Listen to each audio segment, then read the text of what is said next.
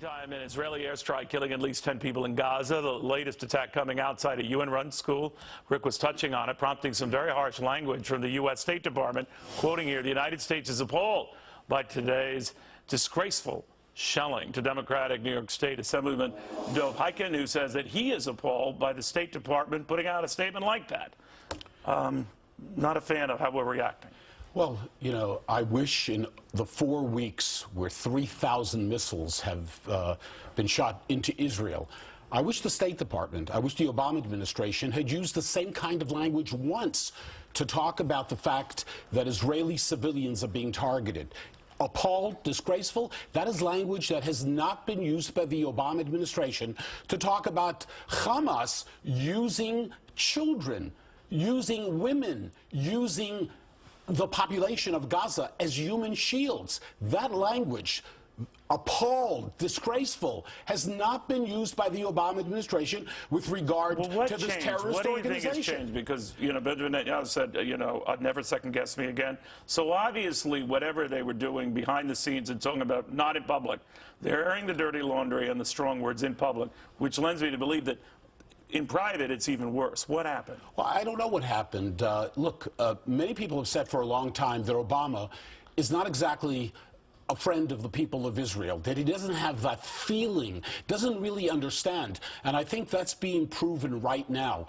The fact is that all of us feel terrible about civilians in Gaza being killed. But who's to blame for it? Who are we pointing the finger at? At the people of Israel who are defending themselves? Do you think they're over-defending? Do you think their response is out of proportion? Not at all. Today, 100, not 50, but 100 missiles have been sent towards Israel.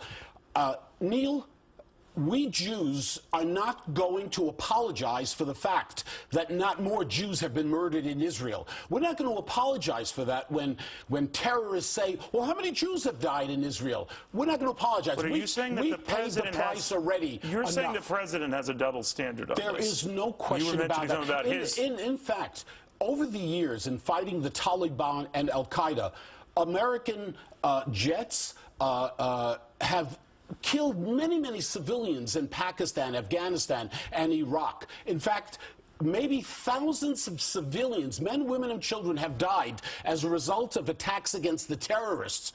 The president himself, when he was asked this year in an interview in New Yorker magazine with regard to civilian casualties, America defending itself against the terrorists, said the following. He said he wrestles with civilian casualties. But the president said that it was, and I quote, his solemn duty and responsibility to keep the American people safe. That is my most important obligation as president and commander-in-chief. It's good for America, but not for the people of Israel, not for Prime Minister Netanyahu to defend the people of Israel. The people of Israel want peace. That's all they want. They want that the missiles heading towards 80% of Israel stop, and they haven't stopped even today. There's got to be one standard, not a double standard. So what does it mean when the Prime Minister has said, don't second guess me again?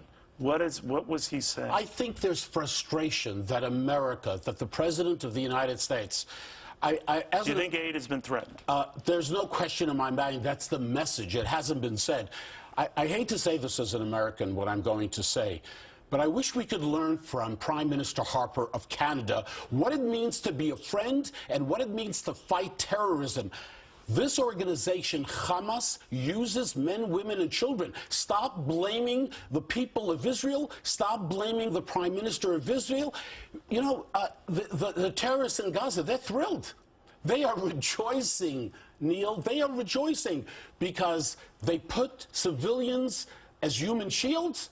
America condemns Israel, and they are thrilled. They are happy. I asked the President of the United States, stop this. Support our ally in the Middle East. Nobody wants civilians to die, but to put the blame. When you use this kind of language, appalled, disgraceful, we haven't used it against Hamas. We use it against Israel, defending itself? Something is terribly wrong here. Assemblyman, thank you very, very much.